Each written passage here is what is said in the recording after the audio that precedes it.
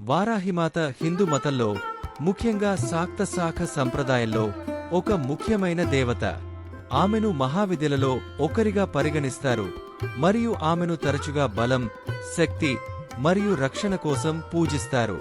వారాహిమాతను సాధారణంగా పంది తలతో చిత్రీకరిస్తారు మరియు ఆమె ఉగ్రమైన మరియు రక్షణ స్వభావానికి గౌరవిస్తారు. పురాణాలలో వారాహి మద్యం విశ్వంలో సమతుల్యతను పునరుద్ధరించడానికి సృష్టించబడిన దైవిక శక్తి యొక్క అభివ్యక్తి. కథ ప్రకారం రాక్షసరాజు హిరణ్యాక్షుడు భూమిని అపహరించి విశ్వ సముద్రంలో ముంచిన సమయంలో దేవతలు అతన్ని ఆపడానికి ఏమీ చేయలేకపోయారు. భూమిని రక్షించడానికి మరియు సమతుల్యతను పునరుద్ధరించడానికి విష్ణువు భూమిని రక్షించడానికి ఒక వరాహ రూపాన్ని తీసుకున్నాడు. అదేవిధంగా వారాహి మయం తరచుగా దైవిక శక్తి యొక్క స్వరూపంగా పరిగణించబడుతుంది. ఆమె తన భక్తులను అన్ని హాని నుండి రక్షిస్తుంది. వారాహి మాతకు సంబంధించిన ప్రసిద్ధ కథలలో ఒకటి విశ్వశాంతికి ముప్పు కలిగించే వివిధ రాక్షసులను ఓడించడంలో ఆమె పాత్ర.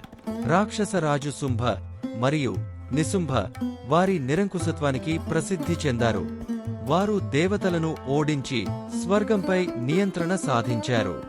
దేవతలు వారిని ఓడించలేనప్పుడు వారు దుర్గాదేవిని సహాయం కోసం వేడుకున్నారు. దుర్గా వారాహి మాతను సృష్టించింది. ఆమె ఈ రాక్షసులను ఓడించడంలో చురుకైన పాత్ర పోషించిందని చెబుతారు. ఆమె తన శక్తివంతమైన మరియు రక్షణ స్వభావాన్ని ప్రదర్శిస్తుంది.